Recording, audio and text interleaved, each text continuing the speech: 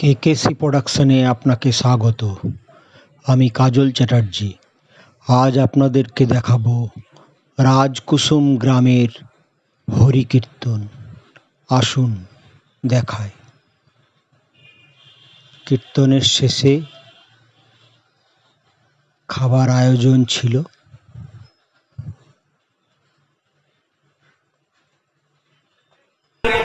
কেউ বৈষ্ণব, যে যে সম্প্রদায়ের লোক হবে সবাইকে কপালে তিলক করতে হবে।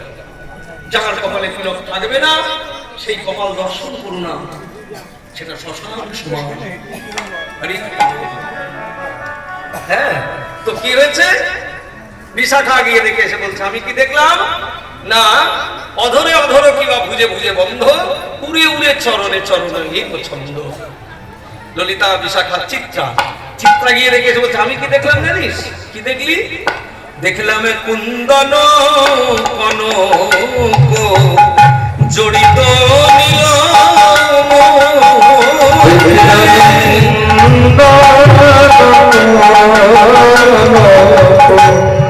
জড়িত নীল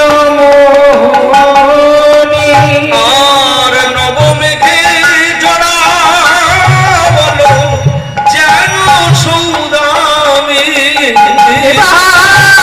নবমেঘে জড়া বলো যেন সৌদামে।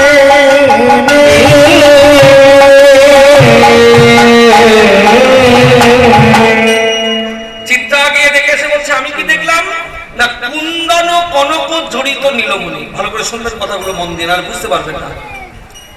কুন্দন কনক, কুন্দন কনক মানে, কনক মানে কি? সোনা। কনক কাকে মানে? সোনা। তাহলে কুন্দন কনক, কুঁদ যন্ত্রে কোদা সোনা। দেখবেন সোনার গয়নার মধ্যে যে জায়গায় নকশা করা থাকে সেই জায়গাটা বেশি চকচক করে, করে না? ওই যে উজ্জ্বলতা, রাধারানীর অঙ্গকান্তি সেই উজ্জ্বলতাকেও জয় করেছে। এতখানি অঙ্গের দিক দিক, এতখানি অঙ্গের উজ্জ্বলতা। কুন্দন কনক জড়িয়েছে কাকে? নীলমণিকে। একটা নীল রঙের খুব উন্নত উজ্জ্বল একটা পাথরকে যেন জড়িয়ে রয়েছেন। সুন্দর কথা। আকুরও দিয়েছেন পদকর্তা, বলে রাই সোনা শ্যাম নীলমণি, রাই সোনা শ্যাম নীলমণি, রাই সোনা শ্যাম নীলমণি, রাই সোনা শ্যাম নীলমণি। ওরে কাঁচা সোনা কিসে গনি, রাই সোনা শ্যাম নীলমণি, কাঁচা সোনা কিসে গনি, রাই সোনা শ্যাম নীলমণি, কাঁচা সোনা কিসে গনি। কুন্দন কনক জড়িত নীলমণি।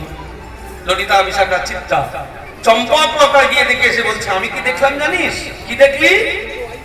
নবমেঘে জড়া বলো যেন সৌদামে।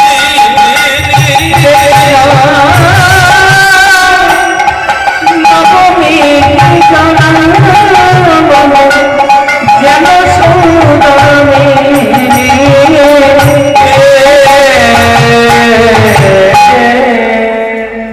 কুন্দন কনক জড়িত নীলমণি, নবমেঘে জড়া বলো যেন সৌদামিনী। এখানে নবমেঘকে আমার প্রাণ গোবিন্দ। গোবিন্দের গায়ের রং কেমন? কেউ বলে নীল, কেউ বলে কালো, যে যা খুশি তাই বলে।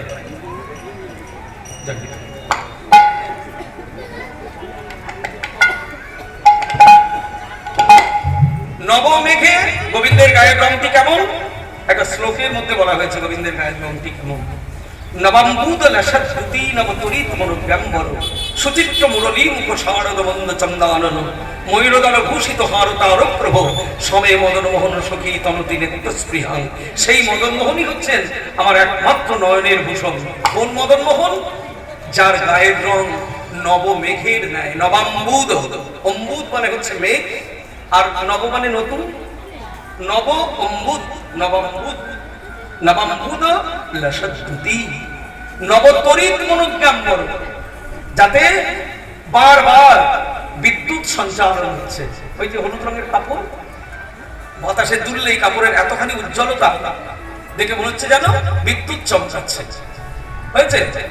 ময়ূরদল ভূষিত হার তার প্রভ, মাথায় রয়েছে ময়ূরের পালকের পাখা লাগানো চূড়া, আর গলায় রয়েছে বৈজয়ন্তী মালা।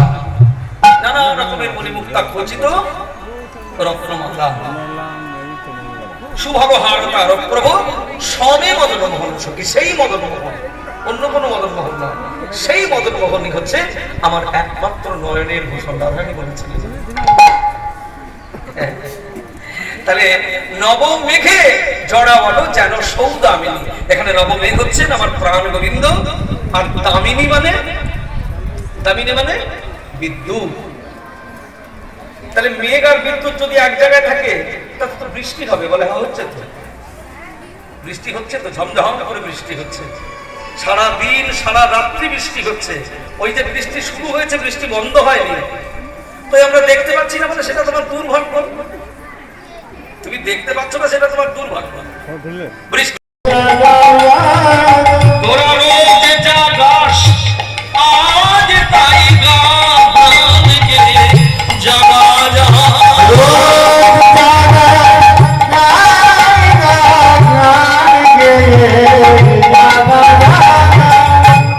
মানব দেখে বলছে মানবী গতে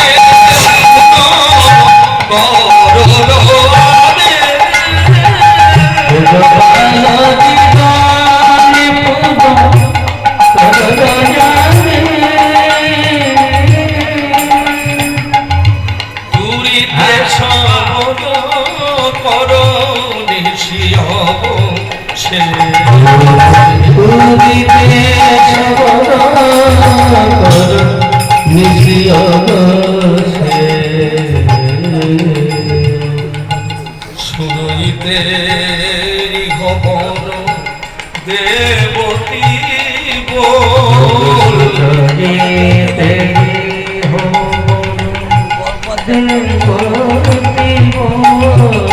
কানন মাঝে মহা উঠি গেল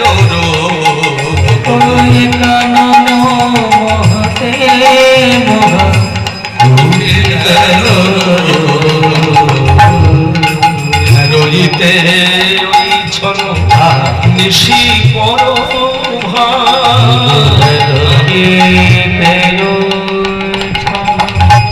নিশি মাধব দাসিরে দেবল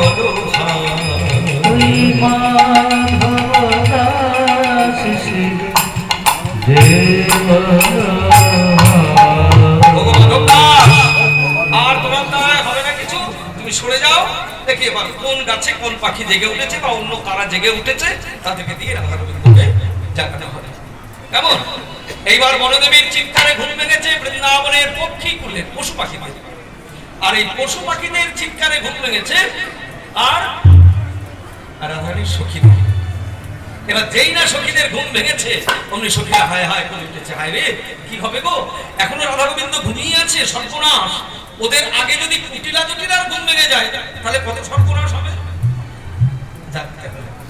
হ্যাঁ, হায় হায় করে উঠেছে। এখন অবস্থাটি কেমন? আজু দশ দিশ নিরমল ভেলো পর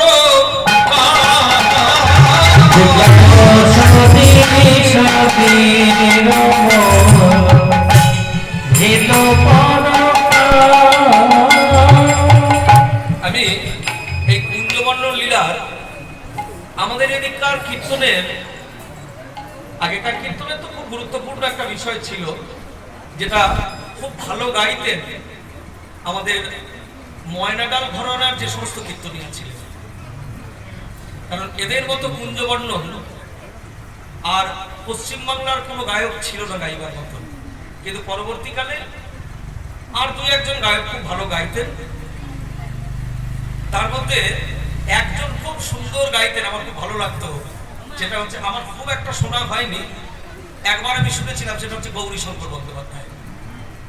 খুব ভালো গাইতেন, মানে এত সুন্দর কুঞ্জভঙ্গ গাইতেন, শুধু কুঞ্জভঙ্গের পদগুলি এইভাবে এইভাবে এইভাবে টানা গিয়ে, তার মধ্যে কোনো রঙ্গরস ছিল না, কিচ্ছু ছিল না। হ্যাঁ, পরপর পরপর পরপর একবারে প্রভাতের সুরে এই বৈষ্ণব পদাবলীর এই গানগুলি। কলকাতার মধ্যে একজন গায়ককে আমি দেখেছিলাম, সেটা হচ্ছে গৌরীশঙ্কর বন্দ্যোপাধ্যায়। আর পরবর্তীকালে যিনি আরো বিস্তারিতভাবে যার কাছ থেকে পেয়ে আপনাদের সেবা করার সুযোগ সৌভাগ্য হয়েছে, সেটা হচ্ছে সুমন ভট্টাচার্য মহাশয়। ওনার তো একটা আলাদা দিক রয়েছে। হ্যাঁ, তো আগে দেখতাম যে কুঞ্জভঙ্গ বর্ণর লীলা, আমি যখন ছোট ছিলাম তখন দু একজনের শুনতাম, ওই ময়নাডালের সব আমাদের যেমন প্রভাত মিত্র ঠাকুর, তারপরে মানিক মিত্র ঠাকুর, কি সুন্দর, তারপরে আমাদের নিত্যানন্দ মিত্র ঠাকুর, সব কি সুন্দর গান গাইতেন এই কুঞ্জমণ্ডল লীলা, কত সুন্দর লাগতো। যাই হোক, আমরা চেষ্টা করবো এগুলোকে ধরে রাখা, ভগবানের লীলা প্রসঙ্গ থেকে সরে গিয়ে আমরা যদি অন্য কোনো দিকে চলে যায় তাহলে লীলা স্মরণ হলো না, ভজন হলো না। এই যে আপনারা শ্রবণ করছেন, এটা ভজন করছেন, লীলা স্মরণ করছে। লীলা স্মরণ মানে হচ্ছে ভজন। জয়দেব বলেছেন না যে যদি হরি স্মরণে সরসং মন বিলাস পলাশ কুতূহলম মধুর কোমলকান্ত পদাবলী শ্রীরূপ তদা জয় দেব সরস্বতী। ভগবানকে ভালোবাসার একটা সুন্দর পথ হচ্ছে বৈষ্ণব পদাবলী স্মরণ, বলেছেন জয়দেব, হ্যাঁ, গীতগোবিন্দ গ্রন্থে। তো এখন কি হয়েছে না, শুনে আসছেন এখানে কীর্তন কত বছর হচ্ছে? মোটামুটি কম বেশি কত বছর হবে এখানে কীর্তন? হ্যাঁ, অনেক দিন হচ্ছে, তাই তো? তো প্রত্যেক বছর কুঞ্জমণ্ডল লীলা হয়, আর প্রত্যেক বছর কীর্তনিয়ায় পদাবলীটি গাই। কুঞ্জভঙ্গ মানে পদাবলীটি গাইতে আমরে কোকিল ডাকে। আচ্ছা, আম গাছের ডালেই বসে বসে কোকিল ডাকে কেন? কোকিলের কি জাম গাছের ডালে বসতে ইচ্ছে হয় না? আর সেখানে বসে ডাকে না? শুধু আম গাছে আমরে কোকিল ডাকে, আমরে কোকিল ডাকে। কি রে বাবা? বাবা বলে যে চণ্ডী বেলতলা দিয়ে রাস্তা, হ্যাঁ, আম গাছের ডালে কোকিল বসে কেন জানো কিছু? কেউ কিছু জানলে আমাকে একটু বলে দেবে। আমার যেটা মনে হয়, আমার তো ছোটখাটো মাথা, আমার যেটা মনে হয় সেটা হচ্ছে আমের ওই টক মিষ্টি মুকুলগুলো খেয়েই আমার মনে হয় কোকিলের গলা এত ভালো হচ্ছে, ওই জন্যই আম গাছে বসতে ভালোবাসে। তাই কি জানি, যা হবে। আমরে কোকিল ডাকে, আম গাছের ডালে কোকিল বসে বসে ডাকছে। বলে কোকিল ডাকে কুহু কুহু, কোকিল ডাকে কুহু কুহু, বলে কোকিল ডাকে কুহু কুহু, কোকিল ডাকে কুহু কুহু কুহু কুহু কুহু। যদি কুহ হয় তাহলেও একটা মানে দাঁড়াবে, আর যদি কুহু হয় তাহলেও একটা মানে দাঁড়াবে। কুহ, যদি কুহ হয়, কুহ শব্দের অর্থ হচ্ছে ভোর, কুহ ভোর। আর যদি কুহু হয়, কু কু মানে খারাপ। আর হু কথাটা এসেছে হিন্দি কথার থেকে। হু মানে হিন্দিতে হু মানে কি? হই। এর মানে আমি হই, মানে আমি হই। ঠিক তেমনি কু, আমি খারাপ, আমি ভালো নই। আমরে কোকিল ডাকে, কদম্বে ময়ূর, কদম গাছের ডালে বসে বসে ময়ূর ডাকছে। কি বলে? কেউ কেউ কেউ কেউ কর্কশ ডাক ময়ূরের, কর্কশ ডাক ময়ূরের। তা ময়ূর যেন কিছু বলতে চাইছে। কেউ কেউ কেউ, ও কে? রাধা বিনোদিনীর পাশে কেউ, বলে এত সুখে ঘুমিয়ে আছে বিনোদিনীর পাশে কেউ, এত সুখে ঘুমিয়ে আছে বিনোদিনীর পাশে কেউ, এত সুখে ঘুমিয়ে আছে রাধা বিনোদিনীর পাশে কেউ, ও কে? আমরে কোকিল ডাকে, কদম্বে ময়ূর, তারিফে বসিয়া কীর বলয়ে মধু। আর কি?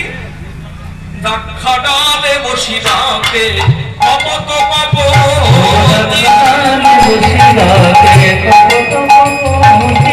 তারাগণ সহিতে লুকালো তারাপতি, তারাগণ সহিতে লুকালো তারাপতি,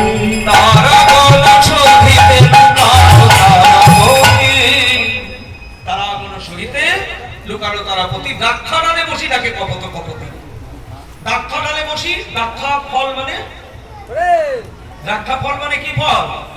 এদিকে পাওয়া যায় না। হ্যাঁ, না, এদিকে পাওয়া যায় না। দ্রাক্ষা ফল এদিকে পাওয়া যায় না। দেখছেন? দ্রাক্ষা ফল মানে আঙুর ফল। পাওয়া যায়। দ্রাক্ষা ফল মানে আঙুর ফল। সেই দ্রাক্ষা ডালে বসে কপতি দুটো পাখি, একটা স্ত্রী পায়রা আর একটা পুরুষ পায়রা, কপতি দুজনে ডাকাডাকি করছে। কপতিকে বলছে ও কপতি, কপতি, ও কপতি, কপতি, কপতি, কপতি, কপতি, কপতি, কপতি, কপতি, কপতি, কপতি। এই তো আমি তো সামনেই রয়েছে, এত কপতি করার দরকার কি? বলে আমি তোকে একটা প্রশ্ন করছি। কি প্রশ্ন? কপতি, কপতি, কপতি, কপতি, কপতি, কপতি, সতী নারীর কপতি, সতী নারীর কপতি, সতী নারীর কপতি, সতী নারীর কপতি। সতী নারীর কটাপতি? বলুন দেখি দেখি, ঠিক বলছেন তো? একবারে ওই তো দ্বিচারিণী। ভেবে চিনতে। এই জগতের নাম আচ্ছা, দুটো যদি পতি থাকে সে তো দ্বিচারিণী হয়ে যাবে। বাহ। এই জগতের যদি দুটো কারোর পতি থাকে সে দ্বিচারিণী, কিন্তু প্রত্যেকের আমাদের দুটো করে পতি। কোন কোন পতি? একটা হচ্ছে ঘরের পতি আর একটা হচ্ছে জগৎপতি প্রাণ গোবিন্দ। হ্যাঁ, ভজে নিজ পতি আর জগৎপতি, সতী নারীর দুটো পতি। আর কি? কুমোদিনী বদনতে জল মধুকর, কুমোদিনী বদনতে জল মধুকর, আর কমল নিয়রে আসি মিলন সত্তর।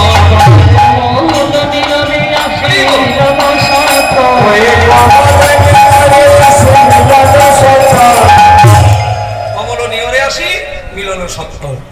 হ্যাঁ, কুমুদিনী বদন তেজল মধুকর। কুমুদিনী দেখবেন কীর্তনে বেশিরভাগ সময়ে স্ত্রীলিঙ্গ শব্দ ব্যবহার করা হয়েছে। হ্যাঁ, সজনী, সখী, এই দেখুন কুমুদিনী, কুমুদিনী, কুমুদ থেকে কুমুদিনী, কুমুদ মানে হচ্ছে শালুকপুর, কুমুদিনী স্ত্রীলিঙ্গ। এখানে বারবার স্ত্রীলিঙ্গ ব্যবহার করার কারণই হচ্ছে যে একটু আগে বললাম না যে তোমাকে নিজেকে সখী, সজনী, নিজেকে প্রকৃতি যদি তুমি ভাবতে না পারো তাহলে পরম পুরুষের কৃপা তুমি লাভ করতে পারবে না। এটি হচ্ছে তার মুখ্য উদ্দেশ্য বা মুখ্য কারণ, যার জন্য বারবার দেখবেন স্ত্রীলিঙ্গ শব্দ ব্যবহার করা হয়েছে কীর্তনের ক্ষেত্রে। কুমুদিনী বদন, কুমুদ থেকে কুমুদিনী, কুমুদ মানে শালুক ফুল, কুমুদ মানে শালুক ফুল, কুমুদিনী। এতক্ষণ ধরে ওই শালুকের উপরে বসেছিল ভ্রমর। এইবার যেই না দিনের বেলা হয়ে আসছে, শালুক নিজের পাপড়িকে গোটাচ্ছে, শালুক নিজের পাপড়ি গোটাচ্ছে। যেই না শালুকের পাপড়িগুলো গায়ে ঠেকেছে, সঙ্গে সঙ্গে চমকে উঠে সে ঝড়ের মতো চুম্বন করে এবার পদ্মের দিকে ফিরে চলেছে, ছুটে চলেছে। কুমুদিনী বদনতে জলমধুকর, কমল নিয়রে আসি মিলন শব্দ।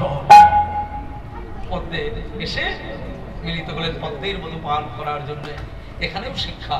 এই ভক্তগণ, সারা জীবন মায়ার অন্ধকারে মায়ার শালুককেই সর্বশ্রেষ্ঠ সম্পদ ভেবে নিয়ে তোমরা ওই জায়গায় পড়ে থেকো না, ওই জায়গায় পড়ে থেকো না। হ্যাঁ, কারণ শালুকের কাজ হচ্ছে অন্ধকারে প্রস্ফুটিত হওয়া। সে কোনোদিন তোমাকে আলো দেখাবে না। যেই না আলো বেরিয়ে আসবে অমনি নিজেকে গুটিয়ে দেবে।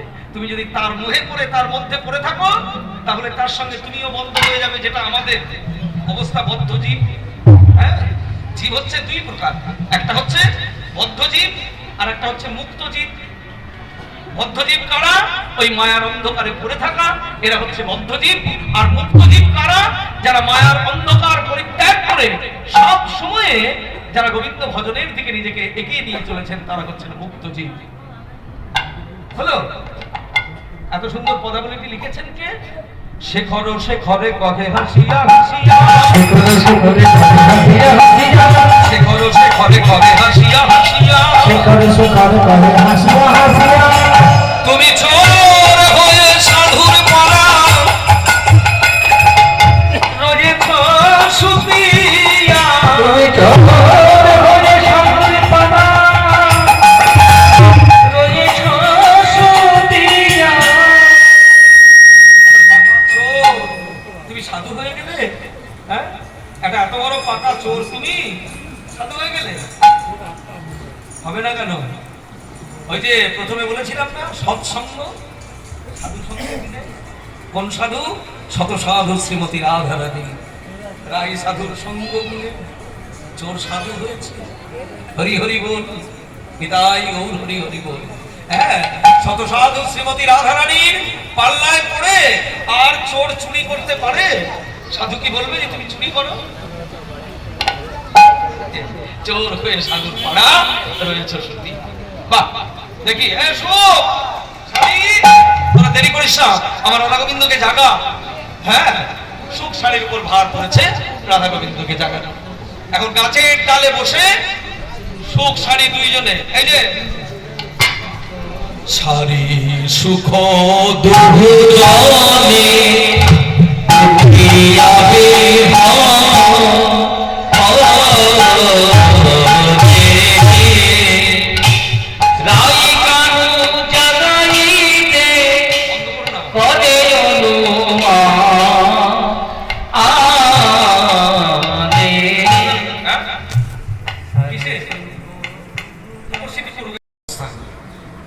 খুব আনন্দ হয়েছে 4টে দিন মানে খুব আনন্দেই কাটালাম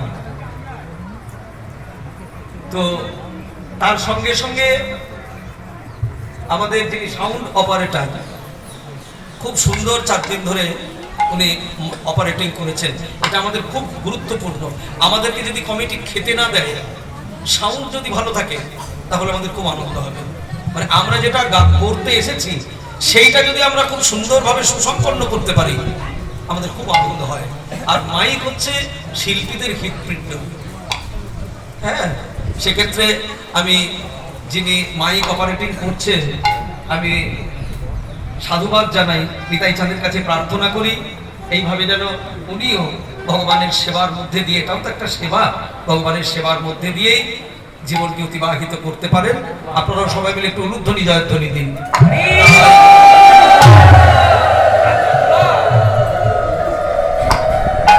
তো ওই আমাদের সুকার শাড়ি দুইজনে গাছের ডালে বসেছে রাধা গোবিন্দকে জাগাবেন বলে না না তুই জাগা শাড়ি সুখ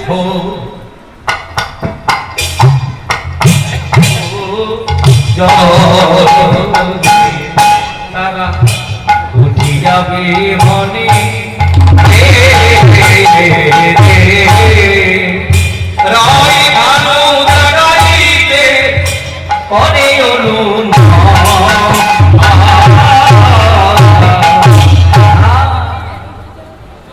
রায় ভালো জাগাইতে করে হলো মা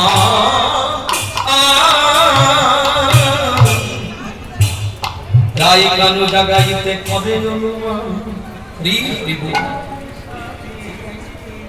হরি বল হরি বল হরি বল তো এই সুখ শাড়িকে বলছে তুই জাগা শাড়ি সুখকে বলছে তুই জাগা মানে শোন নিজেদের মধ্যে তর্ক বিতর্ক করে কোনো লাভ নেই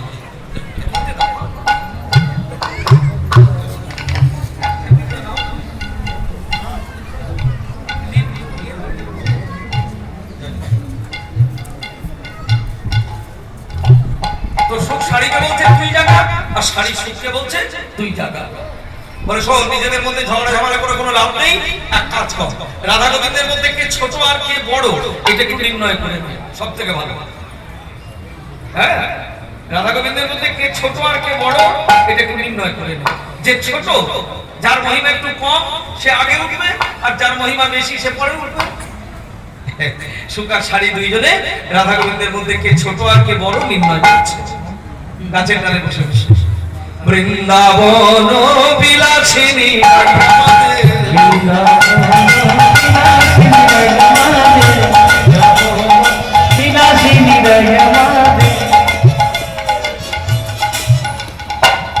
শুনুন, এই বিয়ে ঘরে কিংবা যে কোনো অনুষ্ঠান ঘরে দেখবেন কিছু কিছু লোক থাকে সারাদিন খায় দায় বক বক করে বকে বেড়ায়, 10 বার করে ড্রেস চেঞ্জ করে, গলায় পাউডার লাগিয়ে ঘুরে বেড়ায়, আর খাবার দাবার ঠিক সময় খেয়ে দেয়। কীর্তনেও তা। আর কিছু কিছু লোক আছে দেখবেন কাজ করে মরে, সারাদিন একটা কাপড় পাল্টানোর সময় পায় না, কীর্তনেও অবস্থা থাকে। যারা উলুধ্বনি হরিধ্বনি দেয় তারা প্রথম দিকে দিয়ে মরে, যেন কর্তব্যের খাতিরেই হোক আর ভয়েই হোক, আর যারা দেয় না তারা পণ করেই আসে। তো এইসবে আমাদের কাজ বাবা, অত বোকা লোক আমরা নই। ও চিৎকার করতে হলে কীর্তনিয়াই করবে, কারণ ও তো পয়সা নিয়ে কীর্তন গাইবে, আমাদের সব করে লাভ। আমরা একটু শুনে টুনে হরি হরি বৃন্দাবন বিলাসিনী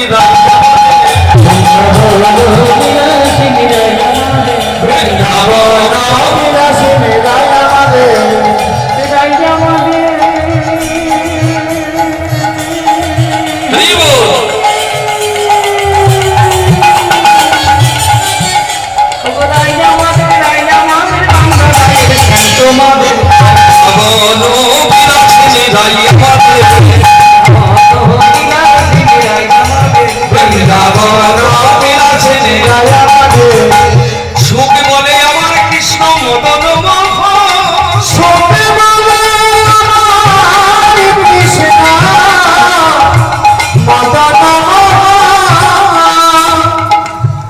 জানিস আমার কৃষ্ণ মদন মোহন, আমার কৃষ্ণ মদনকে মোহিত করেছিল। হ্যাঁ জানি তো, আমিও জানি, জগতের সবাই জানি। কিন্তু তোর কৃষ্ণ যখন মদনকে মোহিত করেছিল তখন তোর কৃষ্ণ কি শুধু একটা ছিল? সারি বলে আমার রাধা বামে যতক্ষণ নইলে শুধুই মদন।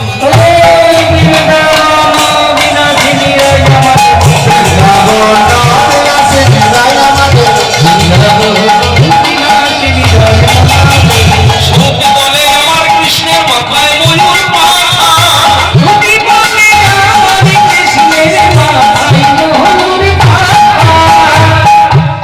সুখ বলতে দেখ, এগিয়ে গিয়ে দেখ আমার গোবিন্দের মাথায় কি সুন্দর ময়ূরের পালকের পাখা লাগানো চূড়া। রাধারানী বলছে তুই ভালো করে গিয়ে দেখ, চূড়া রয়েছে, হ্যাঁ ঠিক আছে, দেখতে ভালো লাগছে, কিন্তু আরেকটু এগিয়ে গিয়ে দেখ। সারি বলে আমার রাধা নামটি তাতে লেখা, ওই দেখ যায় গো দেখা।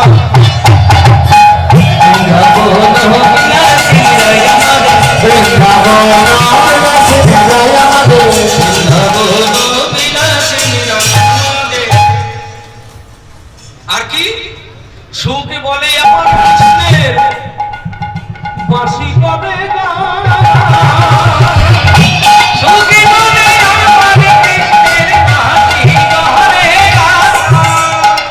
জানিস আমার কৃষ্ণের বাঁশি কত সুন্দর গান গায়? বলে হ্যাঁ জানি তো, সবাই জানে, না জানার আবার কি আছে। কিন্তু কি গান গায়? ওগো সারি বলে, সারি বলে, সারি বলে, সারি বলে সত্যি বটে, বলে রাধার নাম নইলে বিছাইছে গান।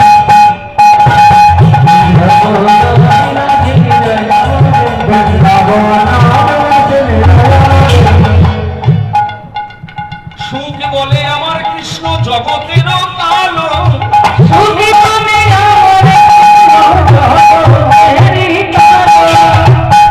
আমার কৃষ্ণ জগতের কালো, জগতের সর্বশ্রেষ্ঠ কালো হচ্ছে আমার কৃষ্ণ। বলে বাবা তোর কৃষ্ণ জগতের কালো, আর তুই সেটা মুখ খুলিয়ে বলছিস। লোকে পরিষ্কার হওয়ার জন্য কত কাণ্ড করছে, হ্যাঁ কসমেটিক্সের দোকানে গিয়ে দেখে আয় কত কাণ্ড, লোকে পরিষ্কার হওয়ার জন্য কত কাণ্ড করছে। আর তুই আবার বলছিস আমার কৃষ্ণ জগতের কালো। যদি একা থাকতো তাহলে সারা জগৎ তোর অন্ধকার হয়ে থাকতো। সারি বলে আমার রাধা রূপে জগতালো নইলে আধার কালো।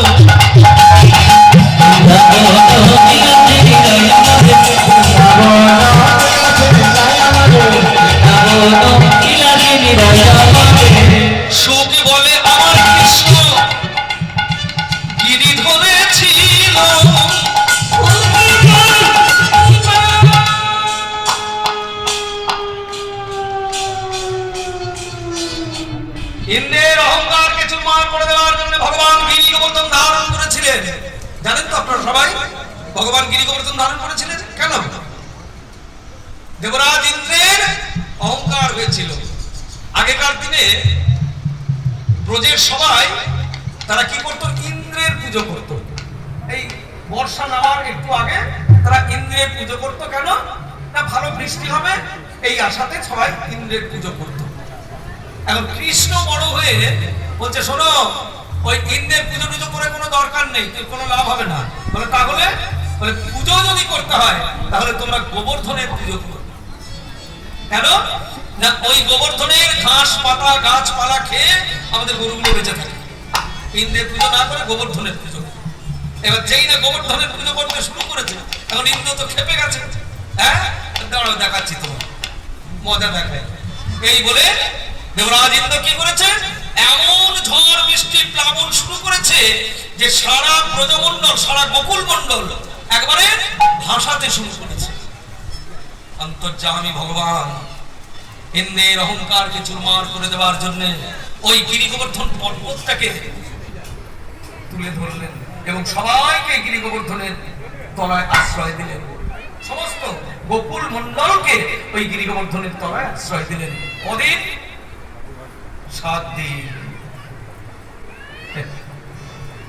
তাই সুবলতে জানিস আমার কৃষ্ণ গিরি ধরেছিল, মানে জানি তো গিরি গোবর্ধন ধারণ করেছিল। কিন্তু যখন গিরি গোবর্ধন ধারণ করেছিল তখন তার চোখটা কোন দিকে ছিল দেখেছিলি? ও এত বড় পাহাড় ধরে যে পাহাড় দেখবে তার চোখটা খেয়ে দিয়ে কাজকর্ম নেই। মানে আরে বাবা, ওই তো মজা। যখন গোবর্ধন ধারণ করেছিলেন ভগবান, তার চোখ ছিল রাধারানীর দিকে। ওগো স্বামী বলে, আমার রাধা শক্তি সঞ্চারিল নইলে পারবে কেন?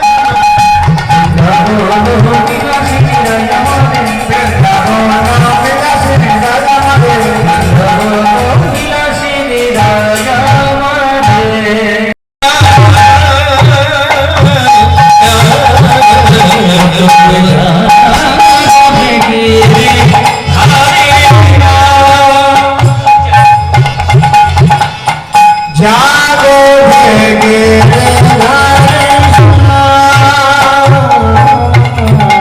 তুমি যাগো যাগো ধারে গিরে ধারে সাগো গিরে ধারে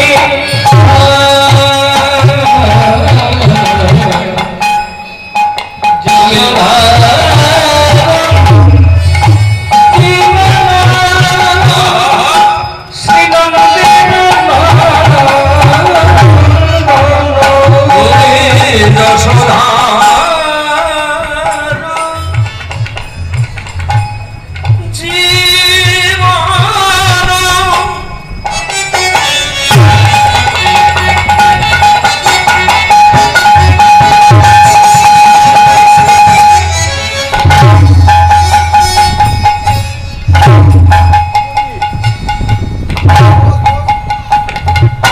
যশোধা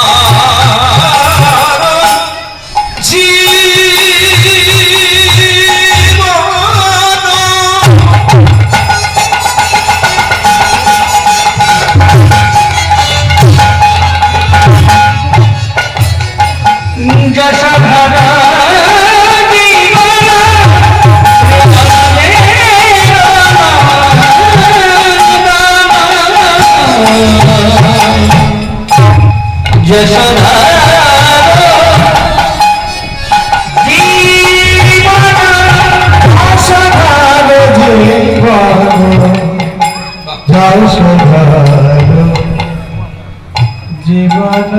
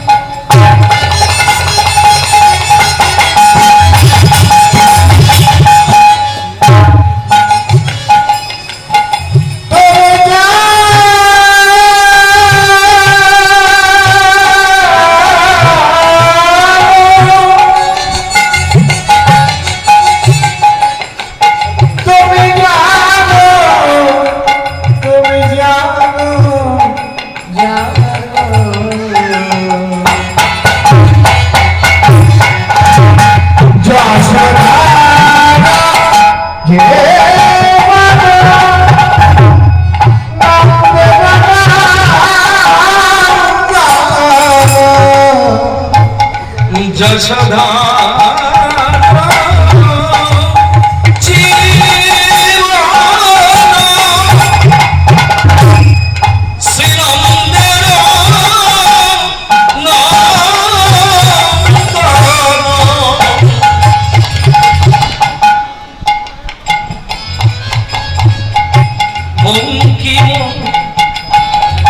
বঙ্কিম সুন্দর তুমি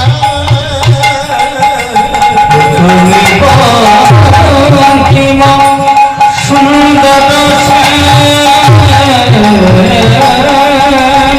তুমি বঙ্কিম সুন্দর